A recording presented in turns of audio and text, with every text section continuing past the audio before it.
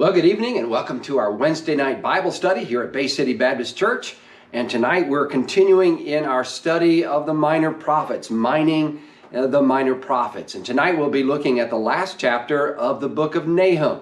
And so we encourage you to turn to Nahum Chapter 3. Just by way of review, as we're looking at this book, we see kind of as a title that John Phillips gave of Goodbye Nineveh. And we realize that Nahum was among the minor prophets, one that prophesied in about 650 BC. This is in between the captivity of the northern kingdom and the captivity of the southern kingdom. And his prophecy is actually fulfilled in about 627 BC. And what we understand is that his prophecy is a prophecy of judgment against the Syrian Empire, and particularly against its capital city of Nineveh. Now, God had already sent warning to Nineveh through the prophet Jonah in about 780 BC or so. And we see that in Jonah's prophecy that the city by and large turned to God at that time. They repented of their sin. But now they have apostatized. They have turned away from God and gone into idolatry. And what we see throughout Scripture is that there's no real remedy for apostasy. And so in this prophecy, we don't see a prophecy of warning, but a prophecy of judgment against those that have turned their back on Jehovah God. It's not that they never knew him. They had a prophet sent to them, and this next generation has turned their back upon God. We see also that they have risen up against God's people. In 722 BC, they have taken the northern kingdom of Israel into captivity and taken the people and dispersed them throughout their conquered peoples at that time. And then in 701, we see that they attacked the southern kingdom of Judah. But there, under the leadership of King Hezekiah, we see that God repels them, and King Sennacherib of the Assyrians is driven away, and that God gives victory. You see this portrayed in Isaiah chapters 36 and 37, also in 2 Kings 18 and 19. And at the end of that story, it says in Isaiah 37, verse 36 through 38, "Then the angel of the Lord went out and killed in the camp of the Assyrians 185,000. And when people arose early in the morning, there were the dead corpses, all dead. So Sennacherib, king of Assyria, departed and went away, returned home, and remained at Nineveh. Now it came to pass," and this is about 20 years later, "and it came to pass as he was worshiping in the house of Nisroch his god, that his sons Adramelech and Sharezer struck him down with the sword, and they escaped into the land of Ararat. Then Esarhaddon, his son, reigned in his place." And even the historical chronicles of the Assyrians record these things in history. And so as we've been looking at the book of Nehemiah, in chapter 1, we saw there the declaration of Nineveh's doom. God declaring that because of their sins against him, the sins against God's people, that God was going to bring judgment against them. But in the midst of that, he also promised protection for his own people. Last time we looked at chapter 2, and there we saw the description of Nineveh's doom, where it talked about the siege of the city, that the combined army of the Medes and the Babylonians, that they brought against the city of Nineveh, and then the sack of the city of itself. How that God allowed a flood to come and to break down the gates of this city that seemingly was impenetrable. It was the Ninevites thought that they were safe inside the walls of their great city with a moat that went around it, and yet we see that God intervened and tore open the gates, and the city was then ransacked and burned by the Medes and the Babylonians at that time. Well, now tonight we want to go to chapter 3. And in chapter 3, God here gives the reasons, or we called it the determinant of Nineveh's doom, the determining factors. Why did they deserve such judgment from God? And so the focus turns from the fact of judgment that we saw in chapter 2 to the reasons for that judgment. And so let's look at several things here tonight. First of all, in verses 1 through 3, notice Nineveh's fierceness. Verse 1 says, "Woe to the bloody city! It is all full of lies and robbery. Its victim never departs." That word woe is used many times in the scriptures, in the Old Testament as well as in the New Testament. And it's an interjection of distress or of a threat that's voiced in the face of a present or coming disaster. And we see that God says, there's a coming disaster coming to you, and woe unto you, you bloody city. And she had earned that title. One commentator said this: she had earned the title by her atrocious practice of cutting off hands and feet, ears and noses, gouging out eyes, lopping off heads, and then binding them to vines or heaping them up before the city gates, and the utter fiendishness by which captives could be impaled or filleted alive through a process in which their skin was gradually and completely removed.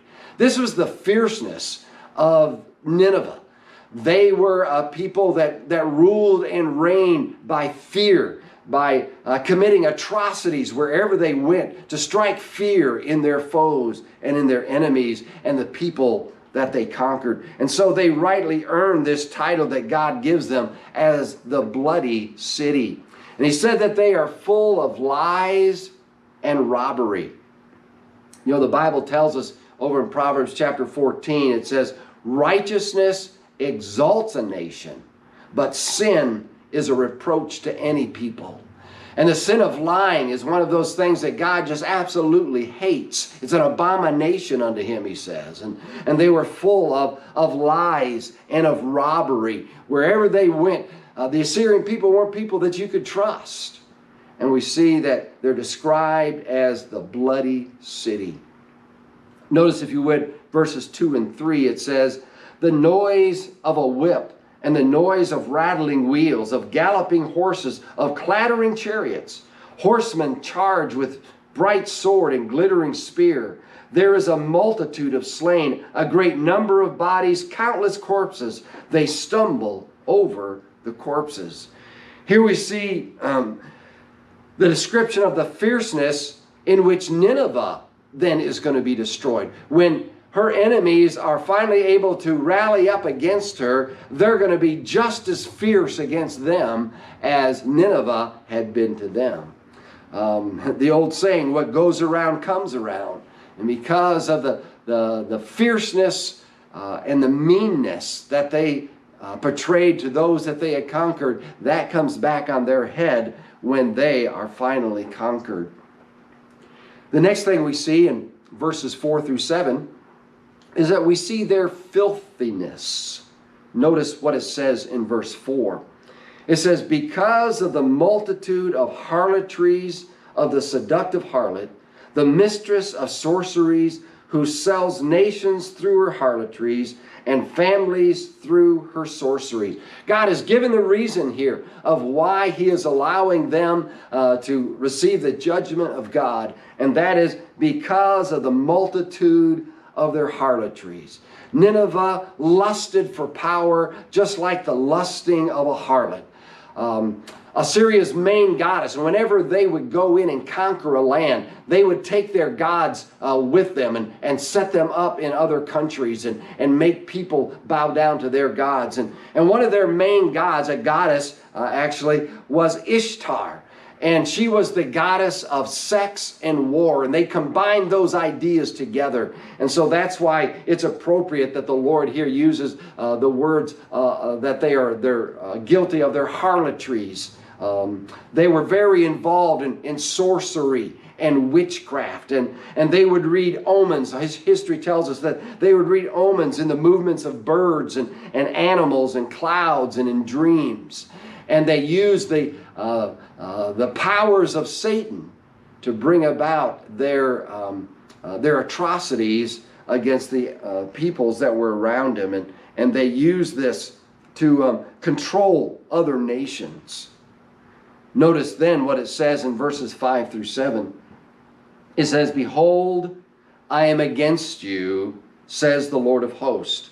I will lift your skirts over your face. I will show the nations your nakedness and the kingdoms your shame.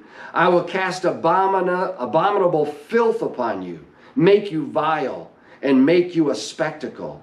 It shall come to pass that all who look upon you will flee from you and say, Nineveh is laid waste.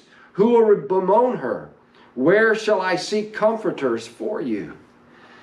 When God makes that declaration, "I am against you," oh, what a woe that certainly is. And Nahum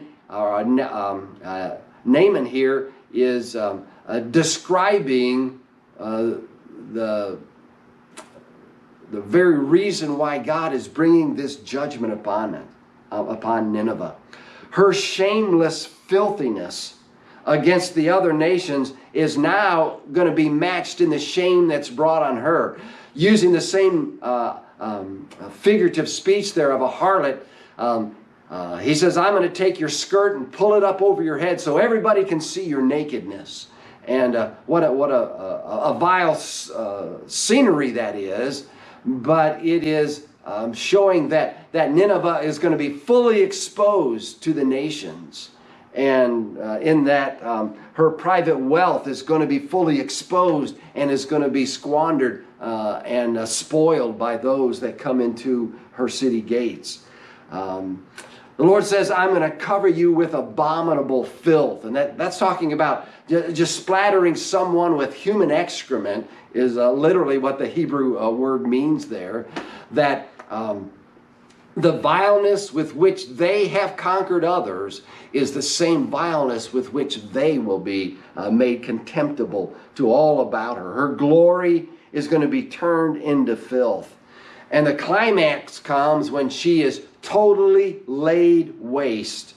And there's going to be no one that's going to come to be sorry for them, to bemoan them, to comfort them.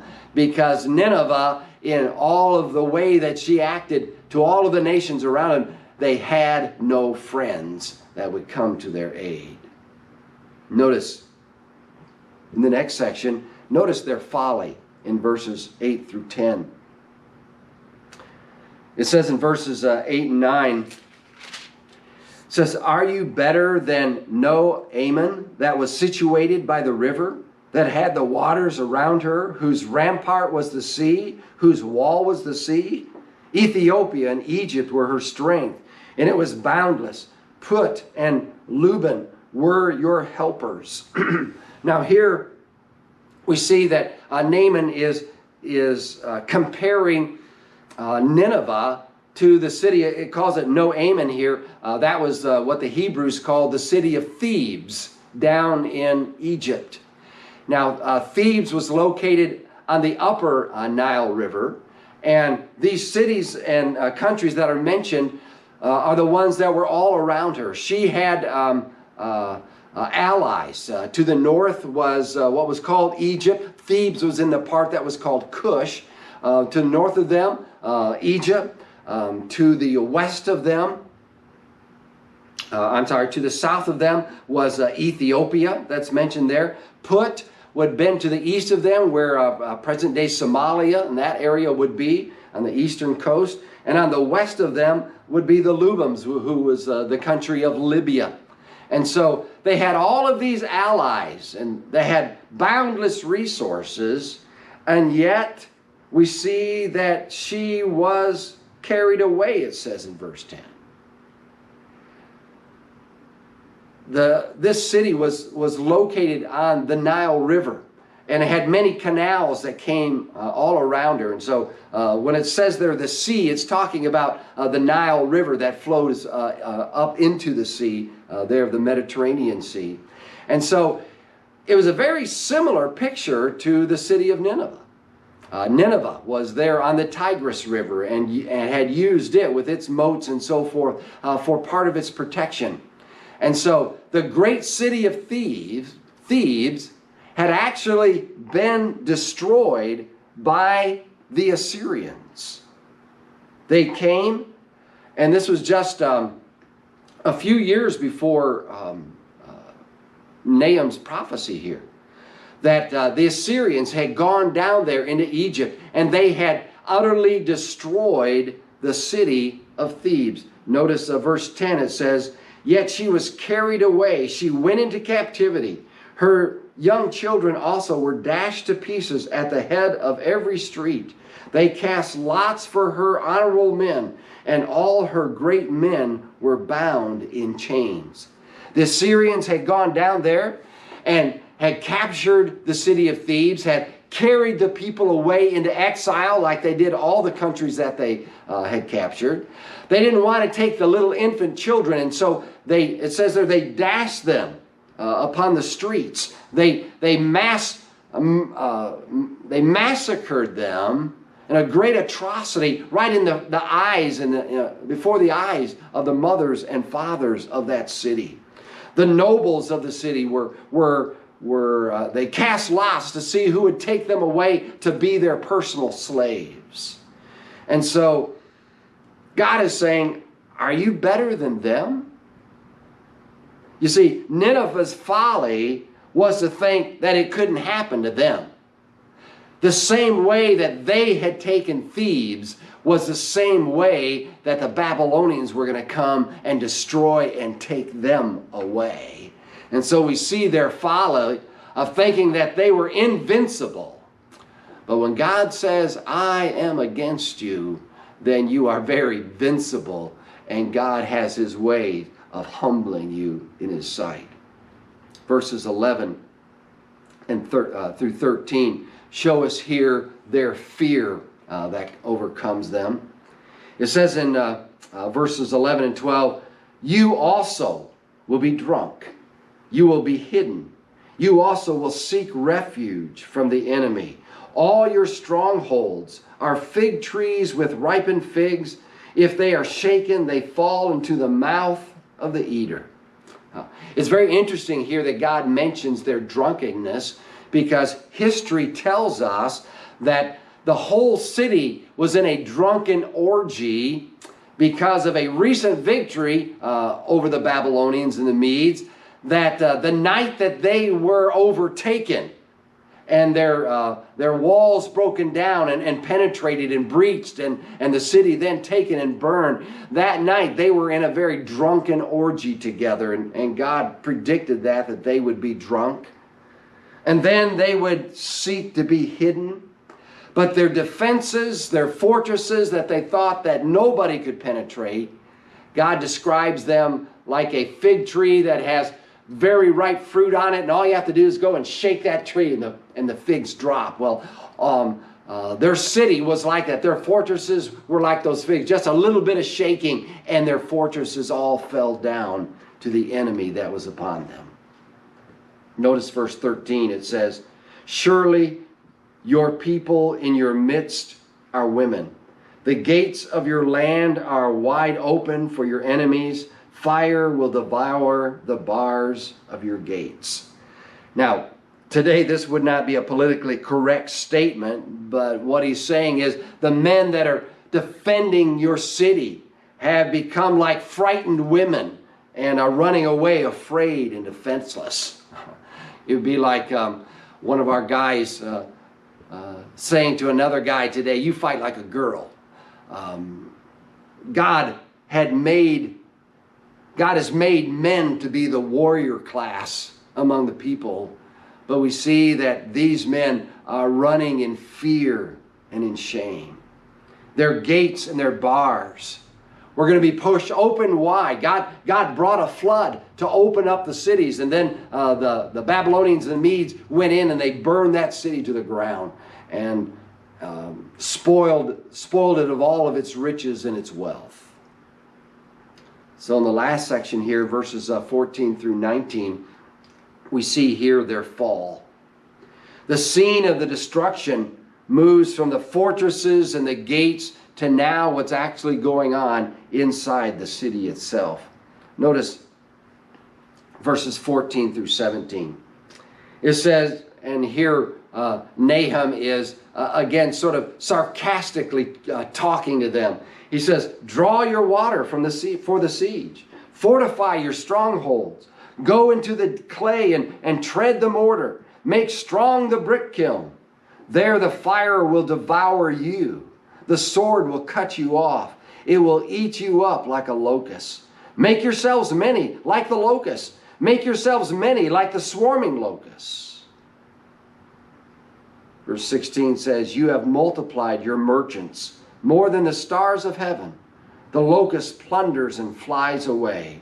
Your commanders are like swarming locusts, and your generals like great grasshoppers, which camp in the hedges on a cold day. And when the sun rises, they flee away, and the place where they are is not known. He tells them to make strong the brick kiln, that they're going to need bricks to be able to patch where the walls are being breached by the enemy. He tells them to make sure that you gather your water so you'll be able to withhold against the siege. He says, make sure you fortify your strongholds so you'll be able to stand. But they're not going to be able to stand because God's judgment is upon them. He says, the fire will destroy you. We know that when the Medes and the Babylonians went in, that they destroyed, first of all, the palace was burnt to the ground. The king of Assyria was burned to death in that palace. And then the whole city was burned to the ground. He says they needed to make themselves many like locusts. He uses locusts here in a couple different ideas. He says you need to be like a locust swarm that comes. But the problem is they couldn't make themselves any larger. They couldn't gather more people. They were surrounded. All the suburbs and the cities around in the countryside had already been demolished. And so they weren't going to be able to gain any more warriors for the battle. They were going to fall. He mentions their merchants. This have been their trading partners that they'd made in the countries around them. They were on one of the main trade routes in the world of that day. And they had many merchants that they would have been taking tribute and taxes and customs from. But now all of them are going to turn against them. And they're going to come in and loot the wealth of that city. And then he turns the picture of the locusts around and says, yeah, you all are like locusts. Your men are like locusts. In the cool of the evening, the locusts settle down into the branches of the hedges and so forth. But when the sun comes out in the morning, they've all flown away and they're nowhere to be seen. And so would be the armies of Nineveh, who the king of Assyria thought his strength was in his armies and in his men. But when the sunrise of the attack came, they were nowhere to be found. They were hiding, they were running for their lives, and they did not stand against the enemies. So we see this similar panic in the guards of the wall, and they would soon suddenly vanish. And then the last two verses, it says in verses 18 and 19, your shepherds slumber, O king of Assyria. Your nobles rest in the dust. Your people are scattered on the mountains, and no one gathers them. Your injury has no healing. Your wound is severe. All who hear news of you will clap their hands over you.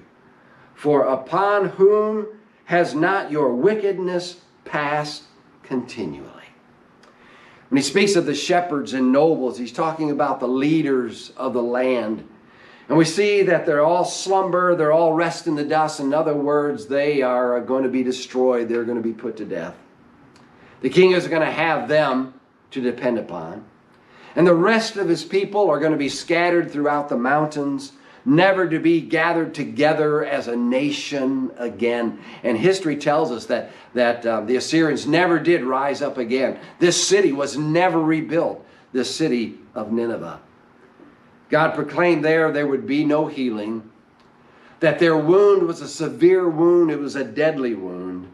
And when the nations around them hear what happens to Nineveh, they're going to clap their hands. You know, it's a sad thing when people rejoice over your death. But because of the fierceness and the atrocities of the empire of the Assyrians, all the nations of the world clapped when they finally were destroyed. And why is that? God's final determinative that he gives at the very end. He says, because of your continual wickedness. Their wickedness was very great. In the world that they thought that they had conquered, the world they thought that they had control of, that they tried to rule with an iron fist. And yet that iron fist was nothing against the wrath of God. When God is against you, you can be sure that the judgment will be complete. So as readers of the book of Nahum today, some things that we can pull from this is one is that we realize that God does keep his word. This prophecy was made by Nahum in about 650 BC. And in less than 25 years later, the prophecy was fulfilled against the city of Nineveh. So we know that God's wrath will eventually be poured out upon unrepentant sinners as Nineveh was. But we also can take comfort in knowing that those who turn to God also are turned into his safety. And it's an eternal safety that God has promised us. And so we can rely upon him knowing that he's promised that he'll never leave us nor forsake us. That doesn't mean we won't have hard times. The Jewish people went through much persecution at the hands of the Assyrians, but God brought them deliverance. And God is going to bring us deliverance as well. Doesn't mean we won't have hard times. It doesn't mean that we won't suffer persecution or even death. But there's more to life than this life. We have an eternal life. And one day, everyone will stand before God and be judged by him. What side of the judgment are you going to be on? Are you going to be on that side where God says, depart from me, I never knew you, into everlasting darkness? Or are you on the side where he says, come in, my child, into everlasting blessings of my home? I trust that you've trusted him and that you trust him every single day, especially when times are difficult, that you trust in the everlasting love of God that he's promised to those that have turned to him. Well, thank you for tuning in with us tonight, and we trust that God's blessing will be upon you, that he will sustain you throughout this week, and that you will be a witness to others around you of the great salvation that comes in Jesus Christ our Lord. God bless you. Have a good night.